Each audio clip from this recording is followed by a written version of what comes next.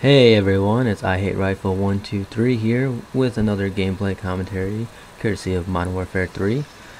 Today I'm going to be doing my first impression video on the campaign. Yesterday I did the multiplayer, so if you want to check that out, you can just either go to my channel, click on it, but I'll also leave a link in the description. Make that a little easier. Anyways, so going with the campaign, if you have played the first two Modern Warfare games, Call of Duty 4 and Modern Warfare 2, this is pretty much wrapping up the story that those two told. So if you haven't played those two games, it might be a little hard to understand what's going on and really have a good perspective of what the hell is happening right now and why it's World War III. But really in the end, the story doesn't really matter that much. For today, I just have the first two levels because I didn't want to put any spoilers into the video. So if there are people out there that want to play the campaign and don't want to have to worry about knowing what happens by watching people's videos, just want to assure all you guys that you don't have to worry about that, because the first level is really they don't give anything away important. It's just roaming through New York and then roaming through a submarine, and you won't really see anything major happen in the story. Anyways, going on with the campaign, it's really fun. I enjoy it a lot, but it's not like an engaging story that you might see in BioShock or Mass Effect or any other games like those, like Uncharted or Dragon Age. But the action and the pacing of each level and the entire campaign itself is pretty awesome. I really enjoyed it, and I might come back to it and do veteran. I usually don't do that because I just don't care. But the campaign was was fun, and depending on how the rest of the campaign is, I might decide to do that. But going on with more of the campaign, I feel that it's a much bigger ambitions were put into the campaign this time around. It seems like they're really trying to go with a little big set pieces, which obviously isn't uncommon in Call of Duty games, but it feels more big in this, because you're roaming through these giant cities with all these skyscrapers, going through the buildings, having to walk around the streets with a tank for a little bit and a helicopter. Then you go straight into a submarine out in the harbor of New York, so you actually get a sense of this is a big place, and you're not just like stuck somewhere in the middle of the desert killing a bunch of enemies that somehow come out of the sand. But it's definitely enjoyable for anyone who likes fast-paced and won't mind there not being a great story involved or a very engaging story. Will enjoy this game, or at least for its campaign.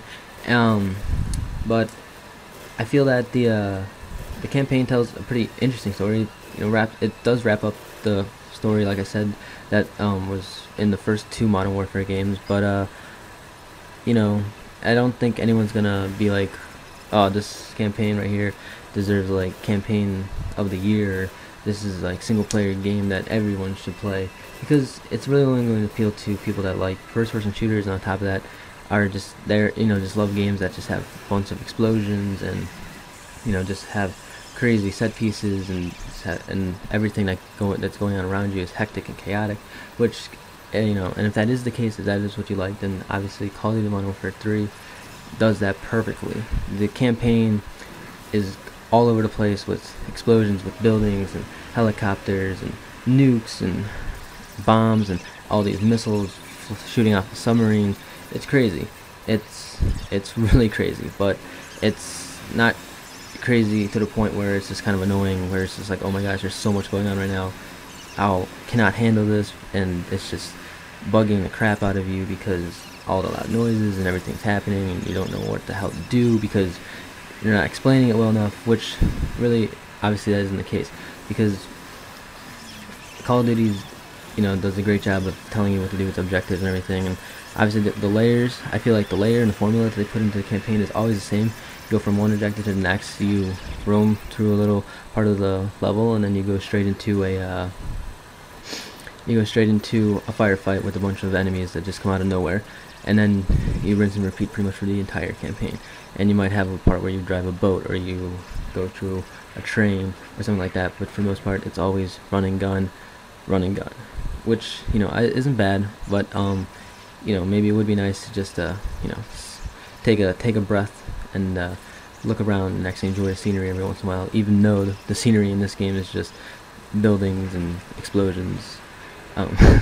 But I feel that the variety of set pieces, though, from New York to India to Paris, France, with the Eiffel Tower, is a great addition to the series, where mostly you're either in jungles or you're in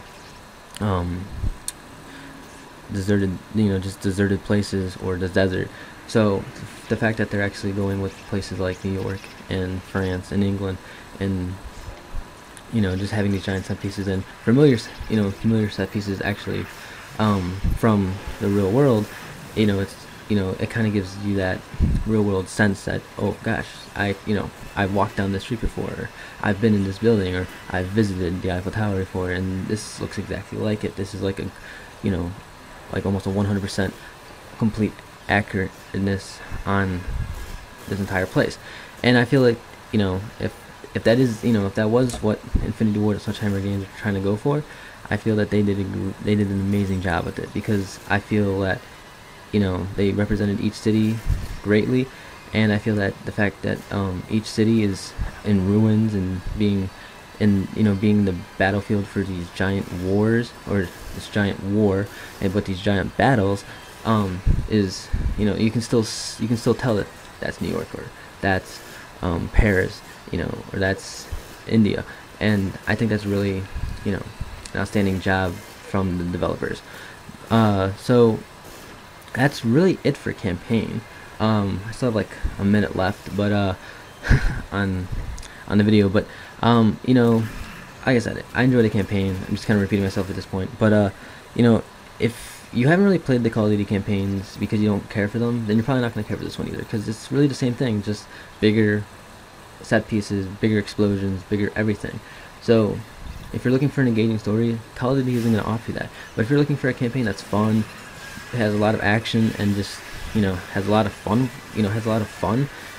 to go in with it, then Call of Duty's Modern Warfare 3's campaign is perfect for that, because it's pretty much just fun, chaotic, crazy, and those are probably the three best words that you could use to describe it. And, you know, it's a good few hours, you know, if you kind of get bored of multiplayer or Spec Ops and you kind of just want to play by yourself for a little bit. So, you know, it's enjoyable still. So that's pretty much it. I'm just gonna, you know, leave you guys with the rest of the video. But you know, make sure to subscribe, like, comment, and favorite if you really enjoyed the video. Leave your comments in the comments below about what you think about the campaign, and maybe what's your favorite part of the campaign, or really what was your favorite campaign from any of the games. So yeah, thanks for watching, guys. Talk to you guys later.